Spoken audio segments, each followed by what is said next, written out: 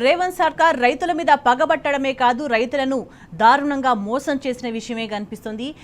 ఇట్లా అట్లా కష్టపడి పండించిన పంటను ఇప్పుడు అమ్ముకుందామంటే కూడా అది అమ్ముకోలేని ఒక దుస్థితిని ప్రభుత్వం తీసుకొచ్చింది. రైతులంతా కూడా దీనికి సంబంధించి రోడ్డెక్కుతా ఉంటే వాళ్ళ మీద కూడా దౌర్జన్యం చేస్తుంది సర్కార్. మరి సర్కార్ ఎందుకు ఇట్లా వ్యవహరిస్తుంది, దీనికి సంబంధించి మనం మాట్లాడదాం. మనతో పాటు వీళ్ళ చర్చలో జాయిన్ అవుతున్నారు బీఆర్ఎస్ నేత పెద్ది సుదర్శన్ రెడ్డి గారు.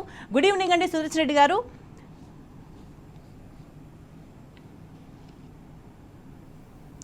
ఎట్లా అర్థం చేసుకోవాల్సిన అవసరం కనిపిస్తుందండి, ఎందుకంటే అధికారంలోకి వచ్చి ఏడాదిన్నర అవుతుంది. ఎక్కడైనా సరే అనేక దఫాలుగా రైతులను అనేక విధాలుగా ఇబ్బంది పెడుతూనే వస్తుంది. ఒక్కొక్క చోట్ల అయితే దాదాపు 40 రోజుల నుంచి కూడా ధాన్యం తెచ్చి అమ్ముదామని కుప్పలు వేసుకున్న పరిస్థితి కనిపిస్తుంది. కానీ అకాల వర్షాలకు కనీసం ఆదుకోలేని ఒక దుస్థితి కనిపిస్తుంది. అంటే ఉద్దేశపూర్వకంగానే రైతులను ఈ విధంగా ప్రభుత్వం వేధిస్తుందా అనే అనుమానాలు కూడా కలుగుతున్నాయి.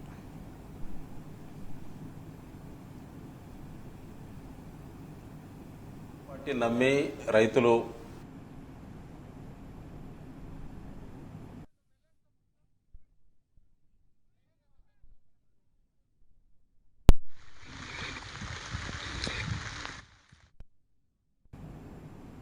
కొనుగోలు వ్యవస్థ మీద వారికి సంపూర్ణమైన అవగాహన లేకపోగా ఏదైనా లాభం వచ్చేటువంటి అవకాశం ఉంటే మట్టుకు ఏ ఒక్క అవకాశాన్ని వాళ్ళు వదిలిపెట్టడం లేదు. రైతుల యొక్క చెమట చుక్కను టెండర్ల రూపంలో వేలం వేసి మరి వేల కోట్ల రూపాయలు వసూలు చేస్తున్నటువంటి కాంగ్రెస్ పార్టీ ప్రభుత్వము ఇలా ఆరుగాలం కష్టపడి ఇవాళ ఎండనక వాననక కష్టపడి పనిచేసి ఇవాళ దిగుబడి సాధించిన తర్వాత కల్లాల దగ్గరకు వచ్చినటువంటి ధాన్యం రాసులను కూడా కొనుగోలు చేసేటువంటి పరిస్థితి కాంగ్రెస్ పార్టీకి లేదు. ఎందుకంటే వాళ్లకు అందాల పోటీల మీద శ్రద్ధ ఇవాళ రైతుల మీద లేకపోవడం ఒక దురదృష్టకరం. తెలంగాణలో కేసీఆర్ గారు తెలంగాణలో కొనుగోలు వ్యవస్థను ఒక ఆర్డర్లో పెట్టారు. ఓపీఎంఎస్ విధానం తీసుకొచ్చారు. ఆన్లైన్ ప్రొక్యూర్మెంట్ మేనేజ్మెంట్ సిస్టమ్ తీసుకొచ్చి ఎక్కడ కూడా ఒక గింజ కూడా తూకంలో తేడా లేకుండా, రైతులకు ఎక్కడ కూడా ఇబ్బందులు జరగకుండా, రైతులు వెయిటింగ్ లో లేకుండా డిమాండ్ మేరకు కొనుగోలు కేంద్రాలను మరి ప్యాక్స్ సహకార వ్యవస్థను బలోపేతం చేయడం, మహిళల ఆర్థిక శక్తిని బలోపేతం చేయడంలో భాగంగా ఐకేపీకి కొనుగోలు కేంద్రాలు ఇవ్వడం, ఫార్మర్ ప్రొడ్యూసింగ్ ఆర్గనైజేషన్స్ ఎస్టాబ్లిష్ చేసి ఎఫ్పిఓలను బలోపేతం చేయడం, ఈ రకంగా అనేక కొనుగోలు కేంద్రాలు ఆనాడు కేసీఆర్ గారి ప్రభుత్వం తీసుకొచ్చింది.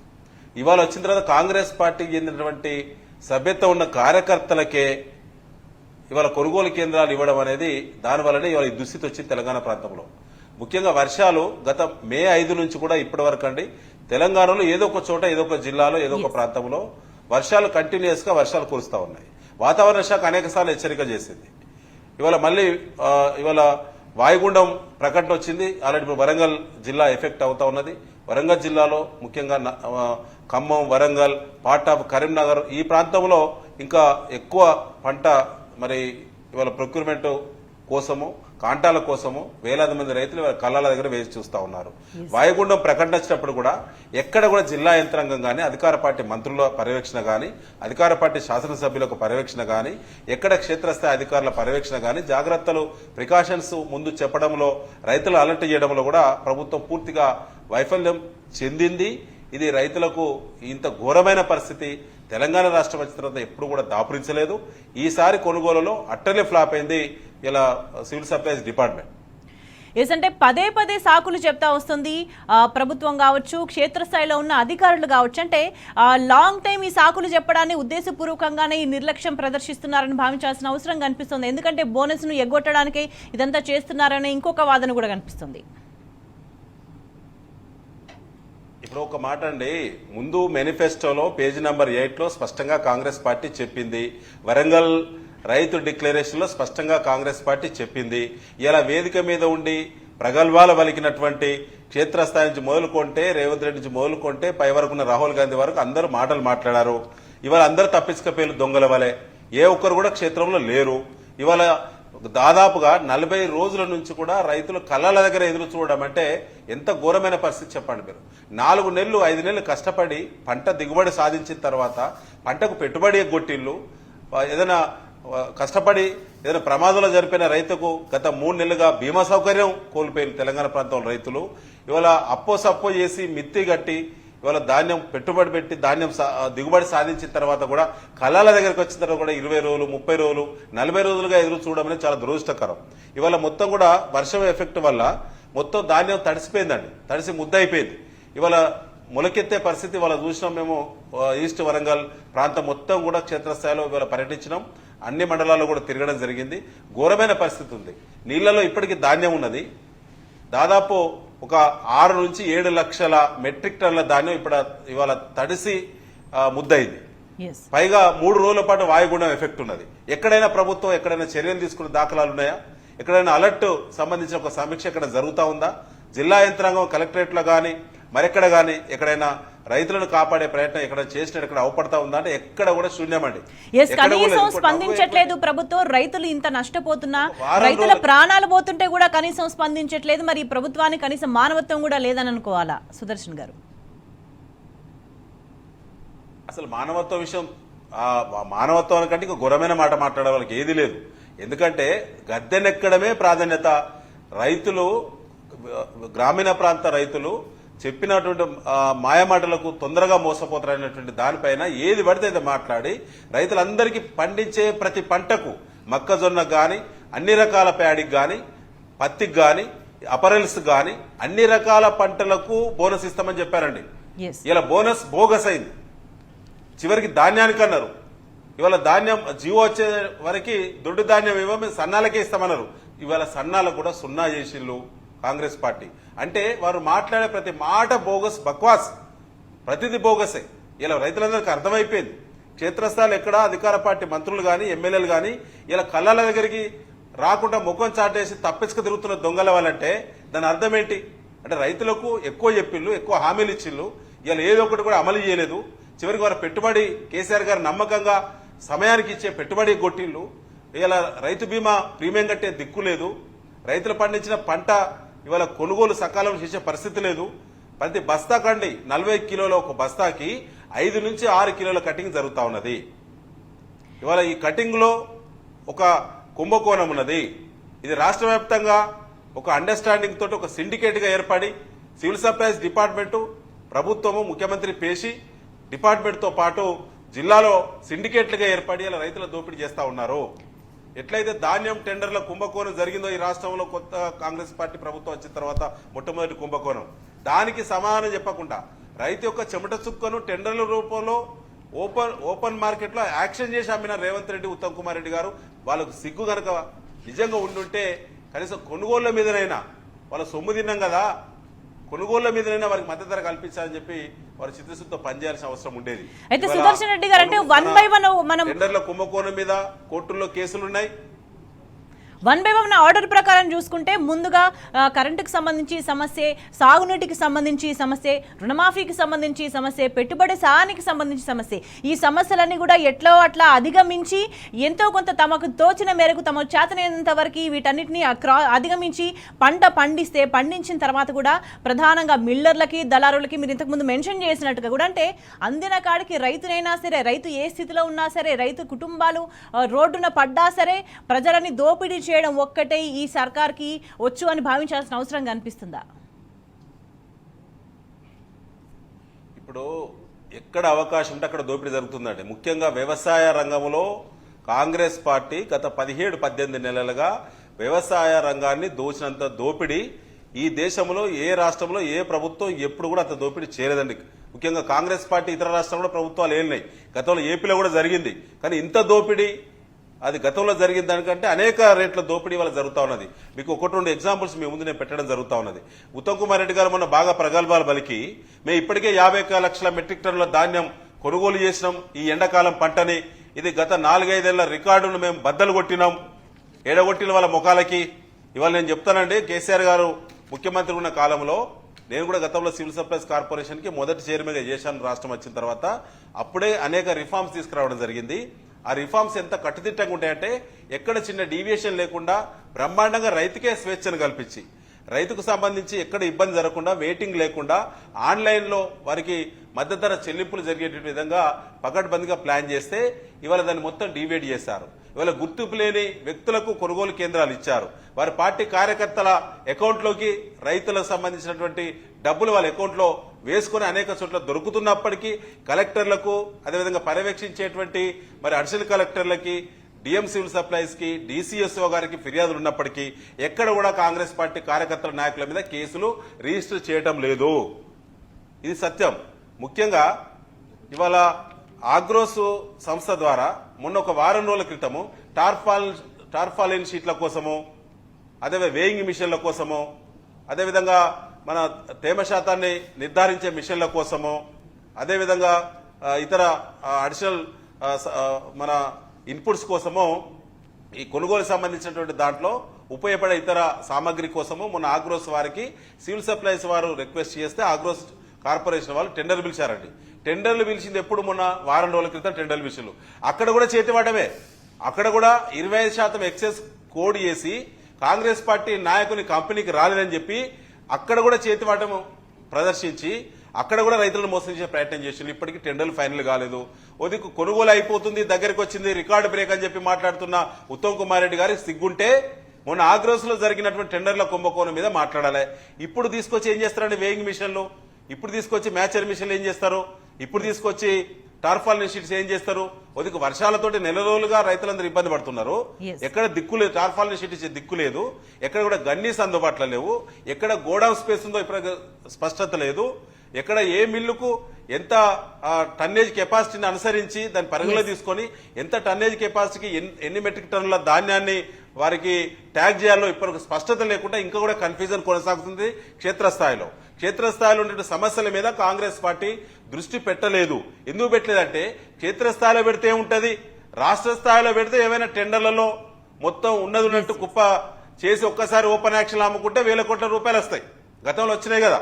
వచ్చిన దాని గురించి బీఆర్ఎస్ అనేక సార్లు ఆరోపణలు చేసినా ఏ ఒక్కడు కూడా ఈ రాష్ట్రంలో ఇది తప్పని చెప్పి ఖండించలేకపోయిండు. అకౌంట్ల ద్వారానే 1100 కోట్ల రూపాయలు అదనంగా మిల్లుల దగ్గర నుంచి డబ్బులు వసూలు చేసిండు. ఇవాళ అవన్నిటి మీద మరి చీఫ్ జస్టిస్ గారి ముందు హైకోర్టులో బీఆర్ఎస్ పార్టీ పిల్ దాఖలు చేసింది. గవర్నమెంట్ కు నోటీసులు సర్వే ఇప్పటికి 14 నెలలు అవుతుందండి. 14 నెలల్లో 14 వాయిదాలు తీసుకున్నారు తప్ప కౌంటర్ ఎందుకు దాఖలు చేయలేకపోతున్నారు, తప్పిసుక తిరుగుతున్నారు. రేవంత్ రెడ్డి గారు, ఉత్తమ్ కుమార్ రెడ్డి గారు, సివిల్ సప్లైస్ డిపార్ట్మెంట్ ఉన్నతాధికారులు ఎందుకు తప్పిసుక తిరుగుతున్నారు? మీరు దొంగలే కాకుంటే దొంగతనమే చేయకుంటే మీరెందుకు భయపడి ఎస్కేప్ అవుతున్నారు? ఎన్ని రోజులు ఎన్ని సంవత్సరాలు దాటేయగలుగుతారు? రైతుల సొమ్మును చెమట చుక్కను టెండర్ల రూపంలో ఓపెన్ యాక్షన్ లో అమ్ముకొని మీరు ఏం బాగుపడతారు? అదొక విషయం అయితే ఇవాళ మళ్ళీ మీరు పెట్టుబడి కొడతారు, వారికి సంబంధించి వారికి ఇన్పుట్స్ ఇవ్వడంలో విఫలమవుతారు, రైతులకు ప్రోత్సాహం ఇవ్వరు, కరెంటు సరిగ్గా ఇవ్వరు, సరిపడా నీళ్లు ఇవ్వరు, వాళ్ళ కాళ్ళ మీద వాళ్ళు బతికి అప్పసప్ప చేసి వాళ్ళ ధాన్యం దిగుబడి తీసుకొస్తే ఈ ఆరుగాలం కష్టపడ్డటువంటి ధాన్యాన్ని ఎంఎస్పీకి అమ్మడానికి ఈ పరిస్థితి అవసరమా? మరి మొన్న నల్గొండలో అటు కోదాడ ప్రాంతంలో హుజూర్ నగర్ ప్రాంతంలో ఉత్తమ్ కుమార్ రెడ్డి గారి యొక్క మరి వారి ప్రాతినిధ్యం వహించేటువంటి జిల్లాలో ఆంధ్రప్రదేశ్ నుంచి 100 లారీలు వస్తాయి. ఇక్కడ బోనస్ ఎవరికి పోతుందండి? తెలంగాణ రైతుల ఖాతాలో బోనస్ రూపాయి వల్లేదు, అది బోగసు. ఈ సీజన్ లో 950 కోట్లు ఇవ్వాలి. ఇప్పటికీ కాంటా పెట్టినటువంటి సన్నధాన్యం అమ్మినటువంటి రైతులకి ఒక పైసా ఇవ్వలేదు ఇప్పటి వరకు కూడా. మరి ఇప్పుడు ఎక్కడికి పోయింది బోనస్ డబ్బులన్నీ? ఆంధ్ర నుంచి లారీలు వస్తున్నాయి, కర్ణాటక నుంచి లారీలు వస్తున్నాయి, ఛత్తీస్గఢ్ నుంచి లారీలు వస్తున్నాయి. ఇదంతా రాష్ట్ర స్థాయిలో ఉత్తమ్ కుమార్ రెడ్డి గారి యొక్క నాయకత్వంలో ఒక బలమైన సిండికేట్ పనిచేస్తా ఉంది. ఏదైతే ధాన్యం టెండర్లలో బలమైన సిండికేట్ ఉందో ఇతర రాష్ట్రాలకు చెందినటువంటి పెట్టుబడిదారులు ఇవాళ అదే ప్రక్రియ ఇవాళ మళ్ళీ కూడా సుదర్శన్ రెడ్డి గారు, రైతుల వ్యవహారంలో సర్కారు వ్యవహార శైలికి సంబంధించి లొసుగులన్నీ కూడా బాహాటంగానే కనిపిస్తున్నాయి. రైతులందరికీ కూడా చాలా స్పష్టంగా అర్థమవుతుంది ఈ ప్రభుత్వం రైతులను నిండా మోసం చేసింది, ముంచిందనే విషయం చాలా స్పష్టంగా అర్థమవుతుంది. మరి ఈ నేపథ్యంలో అందిన కాడికి దోచుకోవడం ఒకటే ఈ ప్రభుత్వానికి తెలుసు అని భావించాల్సిన అవసరం కనిపిస్తుందా? సో ఇప్పటి వరకు చెప్తున్న తప్పుడు లెక్కలు కావచ్చు, తప్పుడు ప్రచారాలు కావచ్చు, ఇవన్నీ కూడా ఎవరైతే నష్టపోయిందో పంట నష్టపోయిన రైతుల దగ్గరికి పోయి ప్రాణాలు కోల్పోయిన రైతు కుటుంబాల దగ్గరికి పోయి మేము ఇంత కొనుగోలు చేసినాము, మేము ఇంత మంచి చేసినామని రైతుల దగ్గరికి పోయి లెక్కలు చెప్పే దమ్ము ఉన్నదని భావించాలా? ఇప్పుడు ఒకటండి, 500 నంబర్కి చేరిందండి తెలంగాణలో రైతుల ఆత్మహత్యలు రేవంత్ రెడ్డి గారి పుణ్యాన. ఆయన ఏమంట కుర్చీలో కూర్చున్నాడో 500 నంబర్ దాటింది వాళ్ళ రైతుల ఆత్మహత్యలు. తెలంగాణ రాకముందు ఒకప్పుడు సోనియా గాంధీ గారు ఆనాడు కాంగ్రెస్ పార్టీ అధ్యక్షురాలు హోదాలో యూపీఏ చైర్పర్సన్ కాకముందు వారు ఒకసారి వరంగల్ పర్యటనకు వచ్చారండి. ఇది ప్రజలకు కూడా తెలవాలి, తెలంగాణ ప్రజలకు. వచ్చినప్పుడు వరంగల్ జిల్లా దగ్గర ఆరపల్లి అని ఒక గ్రామంలో ఒక మీటింగ్ పెట్టి ఆత్మహత్య చేసుకున్నటువంటి ఒక రైతు పరామర్శ పెట్టారు అన్నాడు కాంగ్రెస్ పార్టీ నిర్వాహకులు. పెట్టినప్పుడు ఏం చెప్పారు వారంటే, suicides bowl of India, Telangana reason suicides bowl of India అని చెప్పి మాట్లాడింది. ఇవాళ ఏమైందండి, మొత్తం దేశంలో సిగ్గుపడాలి. ఇలా అదే కాంగ్రెస్ పార్టీ రాక మళ్ళా కాంగ్రెస్ పార్టీ మార్పులో భాగంగా తెచ్చుకుంటే రేవంత్ రెడ్డి కుర్చీలో కూర్చున్న తర్వాత మళ్ళీ ఈ దేశంలో అత్యధిక రైతుల ఆత్మహత్యలు జరిగినటువంటి రాష్ట్రం ఇలా తెలంగాణ రాష్ట్రం కావడం సిగ్గుచేటు. అంటే ఎన్ని సమస్యలుంటే రైతులు ఆత్మహత్యల వైపు ఆలోచిస్తారండి. కష్టపడి చెమట చుక్కని నమ్ముకున్నటువంటి రైతుకు మోసం తెలియదు, రైతు కుట్రలు తెలియదు, దగా తెలియదు, ఈ కాంగ్రెస్ పార్టీ నాయకుల లెక్క బ్రోకర్ మాటలు చెప్పి బ్రతకడం తెలియదు. ఒళ్ళు వచ్చి కష్టపడతారండి, వారికి మోసం తెలియదు. ఇలా సీసీఐ కొనుగోళ్ల కుంభకోణం గురించి సిగ్గుంటే ముఖ్యమంత్రి ఎందుకు మాట్లాడతలేడండి? ఇవాళ 25 లక్షల మంది పత్తి రైతులు పత్తి పంట వేసినట్టు వ్యవసాయ శాఖ నిర్ధారించింది. వ్యవసాయ శాఖ క్రాప్ బుకింగ్ పోర్టల్ అనుసరించి నిర్ధారించింది. కానీ సీసీఐ మాత్రం కొనుగోలు చేసినటువంటి పత్తి ఎంత అంటే, వాళ్ళు కొనుగోలు చేసినటువంటి పత్తి 6,30,000 మంది రైతుల నుంచి కొనుగోలు చేసినాము. దిగుబడి మొత్తం 48 లక్షల బెయిల్ వచ్చింది. అందులో 41 లక్షల బెయిల్ సీసీఐ కొనుగోలు చేసినామని చెప్పి సీసీఐ ప్రకటించింది. 25 లక్షల మంది పత్తి పంట పండిస్తే 48 లక్షల బేళ్ల పంట ఉత్పత్తి అయితే 41 లక్షల బేళ్ల పంటను సీసీఐ మధ్య ధర కొనుగోలు చేస్తే 25 లక్షల మంది రైతులు పండించినట్టు వ్యవసాయ శాఖ నిర్ధారించినప్పుడు 6,30,000 మంది రైతులు మాత్రమే 80% దిగుబడిని సీసీఐకి ఎట్లా అమ్ముతారు? 80% దిగుబడి ఇలా 25% మంది రైతులు మాత్రమే 80% దిగుబడి సాధించే అవకాశం ఈ రాష్ట్రంలో ఉందా? ఉంటే వివరాలు బయట పెట్టమని అడిగినాం. ఏదో దొంగ నాటకం, ఒక నయా మోసం, నయా కుంభకోణం. మొత్తం మార్కెట్లో సీసీఐ కొనుగోలు కేంద్రాలను ఒక నెల రోజుల పాటు తెలంగాణ రాష్ట్రంలో లేటుగా ప్రారంభించే కుట్ర తెరలేపి కాంగ్రెస్ ప్రభుత్వము దాని నుంచి కుంభకోణాన్ని తెరలేపింది. ఏంటంటే రైతు ఫస్ట్ పికింగ్ చేసేటువంటి పత్తి ఏరేటువంటి ఫస్ట్ పంట, ఆ పంట ప్రైవేటు మార్కెట్లకు వచ్చేటువంటి కుట్ర చేసిళ్ళు. సీసీఐ కొనుగోలు కేంద్రాలు గనక నెల రోజుల ముందు గనక షెడ్యూల్ ప్రకారంగా ప్రారంభం అయి ఉంటే ఈ రాష్ట్రంలో ఇలా రైతులు పండించినటువంటి పంట పత్తి చేతికి రావగానే వాళ్ళు మద్దతు ధరకు 7,521 రూపాయల క్వింటాల్కు వాళ్ళు అమ్ముకునే అవకాశం ఉండే. కానీ సిండికేట్ గా ఏర్పడి రాష్ట్రంలో వాళ్ళు ప్రైవేటు దోపిడీదారుల చేతికి, ట్రేడర్ల చేతికి, బ్రోకర్ల చేతికి, పెట్టుబడిదారుల చేతికి పంట కడుపుగాలినటువంటి రైతు నెల లేట్ అయ్యేసరికి అప్పుల ఒత్తిడి భరించలేక తన ప్రైవేటు మార్కెట్లకు వచ్చి 5,000 నుంచి 5,500 రూపాయలకు అమ్ముకున్నాడు. అమ్మిన వెంటనే కొనుగోలు కేంద్రాలు ప్రారంభమవుతాయి. కొనుగోలు కేంద్రాలు ప్రారంభమైన తర్వాత 60,000 మంది పెట్టుబడిదారులకు, బ్రోకర్లకు, బయ్యర్లకి, అందులో గుజరాత్ వాళ్ళు ఉన్నారు, అందులో తమిళనాడు బడా పెట్టుబడిదారులు ఉన్నారు, మహారాష్ట్ర బడా పెట్టుబడిదారులు సిండికేట్లుగా ఉండి జిల్లాలుగా పంచుకొని వాళ్ళు తాత్కాలిక పర్మిట్లు తీసుకున్నారండి. ఈ రాష్ట్ర ప్రభుత్వం, కాంగ్రెస్ రాష్ట్ర ప్రభుత్వం పుణ్యాన వారే రైతులుగా నిర్ధారించింది. ఈ ప్రభుత్వం నిర్ధారించి వాళ్ళ పేరు మీద 500 క్వింటాళ్లు, 1000 క్వింటాళ్లు అంటే 5,000 రూపాయల కొనుగోలు చేసి 7,521 రూపాయలకి కాటన్ కార్పొరేషన్ ఆఫ్ ఇండియా కొనుగోలు కేంద్రాల దగ్గర అమ్ముకొని వాళ్ళు మద్దతు ధర పొందిళ్ళు. అంటే అట్లా ఈ రాష్ట్రంలో పత్తి రైతుల నిలువు దోపిడీ జరిగింది. దాదాపు 3,000 పైచిలకు కోట్లు అని చెప్పి బీఆర్ఎస్ పార్టీ పదే ఆరోపించిన సిగ్గున్న కాంగ్రెస్ నాయకుడు ఒక్కడు కూడా ప్రెస్ మీట్ పెడతాడు. ఒక్కడు కూడా పెడతాడు. సోషల్ మీడియాలో పోస్ట్ పెట్టే దిక్కు లేదు ఆ పార్టీకి. నిర్లక్ష్యం చేసిన ప్రతి అంశానికి సంబంధించి దాని వెనక ఒక ఉద్దేశం ఉంది. ఉద్దేశపూర్వకంగానే ఆలస్యం కావచ్చు, ఇంకోటి కావచ్చు, ఏదైనా సరే ప్రతి చర్య వెనక దోపిడీ చేసే కుట్ర ఉన్నదనే విషయం చాలా స్పష్టంగా అర్థమవుతుంది. సో ఇంత జరుగుతుంటే కూడా గతంలో రైతుల కోసం పోరాటాలు చేసినామని చెప్పుకునే వాళ్ళు కావచ్చు, మేధావులుగా చెప్పుకునే వాళ్ళు కావచ్చు, ఇంత దోపిడీ జరుగుతుంటే, ప్రజలు ఇంత అవస్థలు పడతా ఉంటే, రైతులు ఇంత గోసపడతా ఉంటే కనీసం మాట్లాడట్లేదు, కనీసం స్పందించట్లేదు. వాళ్ళు అసలు నిమ్మకు నీరెత్తినట్టుగా ఉంటున్నారు. నిజంగా వాళ్ళ వ్యవహార శైలిని ఎట్లా అర్థం చేసుకోవాల్సిన అవసరం కనిపిస్తుంది. మేధావులుగా చెప్పుకుని లబ్ధి పొందినరు, వాళ్ళు గద్దెనెక్కిండ్రు. కానీ ఇవాళ ప్రజలు ఇబ్బంది పడుతుంటే మేధావులు చెప్పుకున్న వాళ్ళ మౌనాన్ని ఎట్లా అర్థం చేసుకోవాల్సిన అవసరం కనిపిస్తుంది. మేడం గారు, నేను కూడా అప్పీల్ చేస్తున్నాను తెలంగాణ పౌర సమాజానికి, ముఖ్యంగా విద్యావేత్తలు, మేధావులు, కవులు, కళాకారులు, ఇతర ప్రజా సంఘాలు, రైతుల కోసం మాట్లాడే అందరూ కూడా మేము విజ్ఞప్తి చేస్తున్నాం.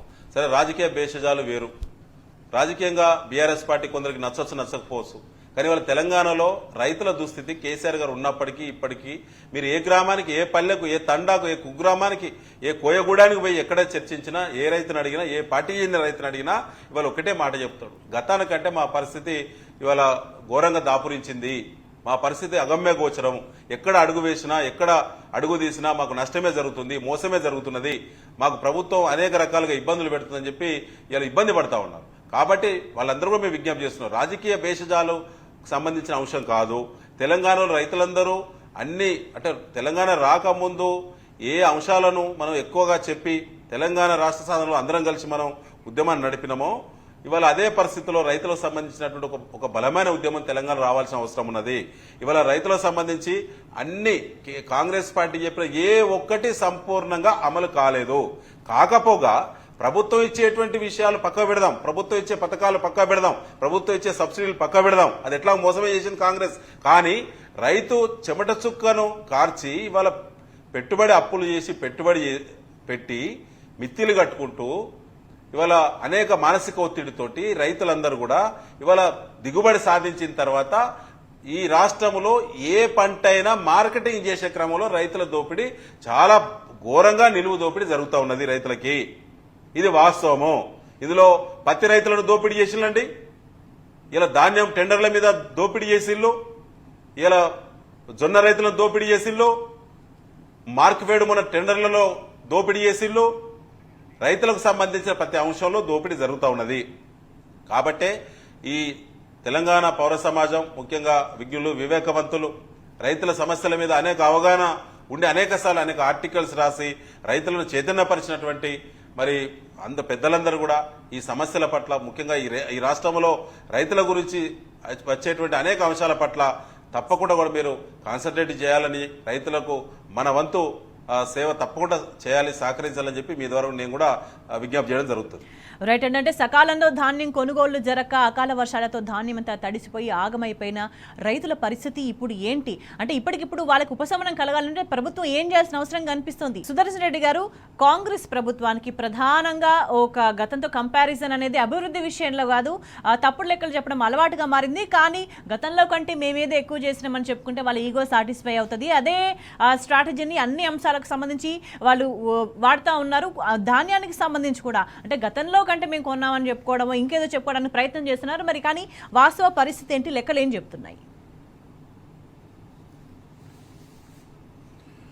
ఇప్పుడు ఉత్తమ్ కుమార్ రెడ్డి గారు మొన్న ఒక ప్రెస్ మీట్లో ప్రకటించారండి, చాలా నిస్సిగ్గుగా, ఏమాత్రం సిగ్గు మరి లేకుండా.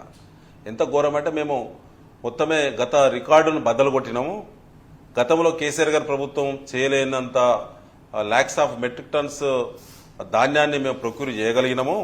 వాళ్లకు పేమెంట్లు కూడా పూర్తి 48 అవర్స్లో పేమెంట్ ఇచ్చినామని చెప్పి నిస్సిగ్గుగా మాట్లాడారు.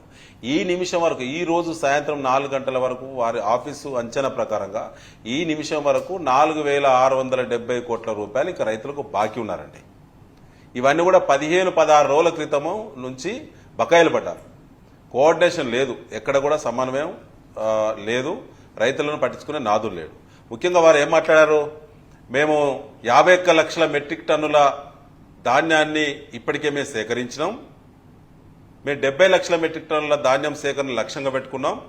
గతంలో కేసీఆర్ గారి ప్రభుత్వం ఎప్పుడు కూడా ఈ ఎండాకాలం పంట ఇంత ఎక్కువ మొత్తంలో ప్రొక్యూర్మెంట్ చేయలేదు, మేము చరిత్రకి ఎక్కబోతున్నాం అని చెప్పి నిస్సిగ్గుగా మాట్లాడిన ఉత్తమ్ కుమార్ రెడ్డి, సిగ్గుంటే రేపు మళ్ళీ ప్రెస్ మీట్ పెట్టి మాట్లాడాలి.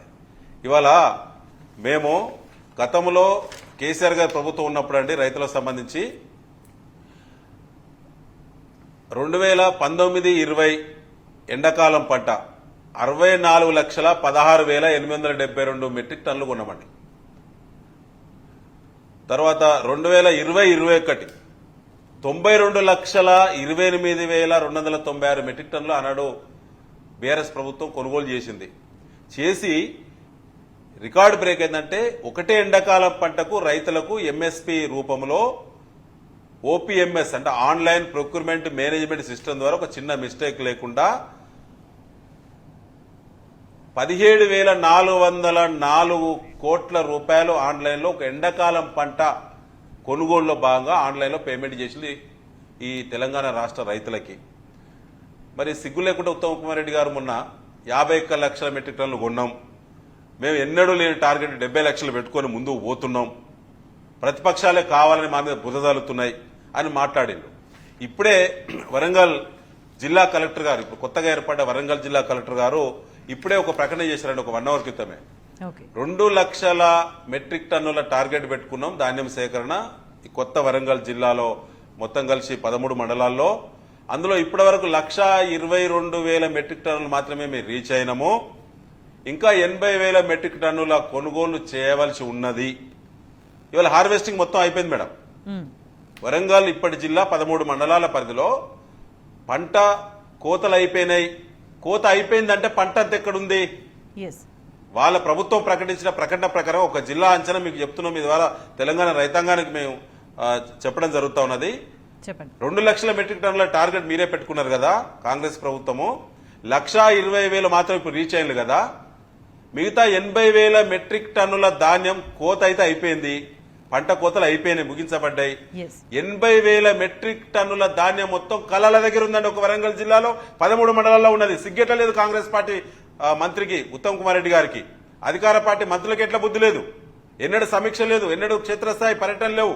అధికార పార్టీ ఎమ్మెల్యేలు అయితే ముందట 2 సెక్యూరిటీ వాహనాలు, వెనక 2 సెక్యూరిటీ వాహనాలు పెట్టుకుని తప్పిసుక తిరుగుతున్నారు ఫంక్షన్ల పేరు మీద దొంగల లెక్క. ఎక్కడ ఒక్కడు కూడా పట్టించుకునే పరిస్థితి లేదు. ఇవాళ వాయుగుండం వచ్చింది, 3 రోజులు తీవ్రమైనటువంటి ఎల్లో అలర్ట్ ఉంది మొత్తం తెలంగాణలో మేజర్ ప్రాంతంలో. ఇవాళ 80,000 మెట్రిక్ టన్నుల ధాన్యం ఒక వరంగల్ ఇప్పటి జిల్లాలో ఉంటే పూర్వపు వరంగల్ జిల్లాలో 3 లక్షల మెట్రిక్ టన్నుల పైచలకు ఉందండి. రోడ్ల మీద ఉంది, కళ్ళల దగ్గర ఉంది. గత వారం రోజులుగా తడుస్తున్నాయి, వర్షాలు కంటిన్యూ పడుతున్నాయి. టార్పాలిన్ షీట్ లేదు, వేయింగ్ మిషన్ లేదు, మ్యాచర్ మిషన్ లేవు. ఒకవేళ ఎగుమతులు అయితే మిల్లుల దగ్గర దిగుమతులు లేవు. 6 కిలోల కట్టింగ్ అంటున్నారు.